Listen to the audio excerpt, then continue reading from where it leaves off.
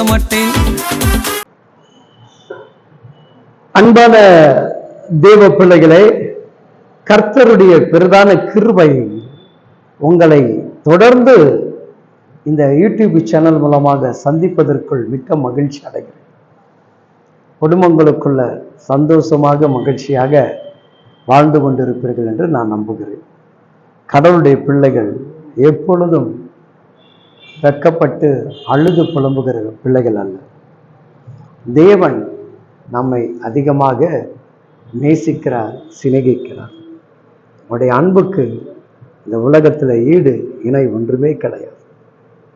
வேதத்தில் ஒரு மரித்த லாசரை சந்திக்க நம்முடைய தகப்பன் புறப்பட்டு செல்லும் பொழுது திரளான ஜனங்கள் அவர் பின்தொடர்ந்து வந்தார்கள் என்று வேதம் சொல்லுகிறது. மார்த்தாள் மரியாள் இயேசுவை அழைத்து கொண்டு அந்த கல்லறைக்கு நேராக கடந்து போனார் என்று யோவான் சுவிசேஷம் 11வது வசனம் நமக்கு சொல்லுகிறது. அதுல அங்கு கூடியிருந்த திரளான ஜனங்கள் சொன்ன ஒரு வார்த்தை, இன்னைக்கு உங்களையும் என்னையும் பார்த்து இந்த உலக மனிதர்கள் கிறிஸ்துடைய பிள்ளைகள் சொல்லணும். அப்படிப்பட்ட அன்பை வெளிப்படுத்துகிறவர்களாக நாம் காணப்பட வேண்டும்.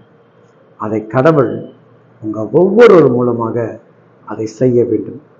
பாருங்க, யோவான் 11ஆம் அதிகாரத்துல 36 சொல்லுகிறது, அப்பொழுது யூதர்கள் இதோ இவர் அவனை எவ்வளவாக சிநேகித்தார் என்றார்கள். கவனிச்சு பாருங்க என் அன்பு சொந்த பந்தங்களே, இந்த சகோதரன், இந்த சகோதரிகள், இந்த திருச்சபை, இந்த ஊழியங்கள் எவ்வளவு அன்பாக அந்த மக்களை நேசிக்கிறார்கள். அந்த ஊழியர் எந்த அளவுக்கு அந்த குடும்பத்தை நேசிக்கிறார், எந்த அளவுக்கு அந்த விசுவாசிகள் அந்த ஊழியரை நேசிக்கிறார்கள். அப்படிதான் என்ன பண்ணணும், சொல்லணும். சில நேரங்கள் அந்த நேசத்தை விட்டு நம்ம போயிட்டோம்னா சொன்ன வார்த்தை என்ன ஆயிடுது, வேஸ்டா போயிடும்.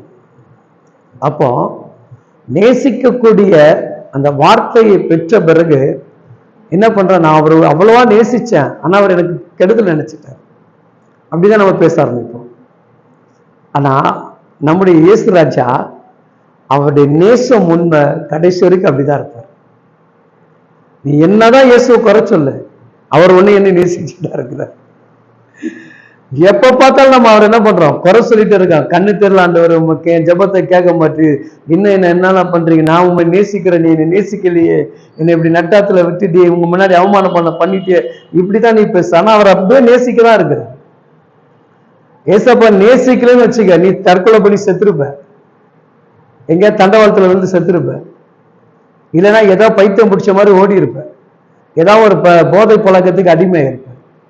அவர் நேசிச்சனாலதான், அவர் மேல அன்பு வச்சனாலதான் இந்த பிரச்சனை வரும்போது கூட என்ன பண்றாரு, அதை அழகாக தாங்கக்கூடிய அந்த அன்பின் ஆவினால் நிரப்பி இருக்கிறார்.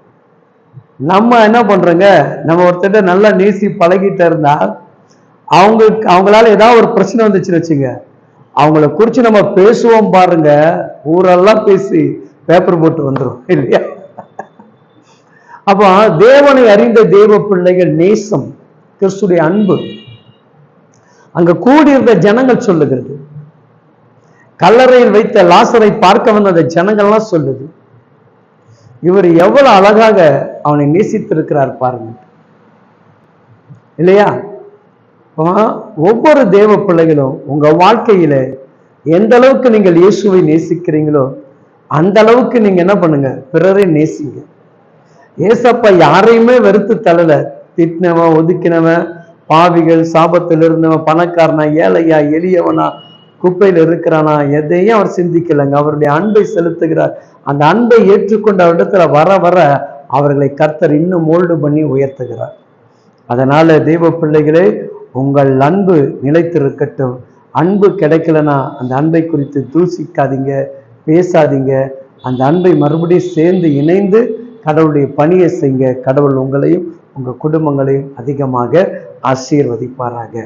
ஆமென், ஆமென்.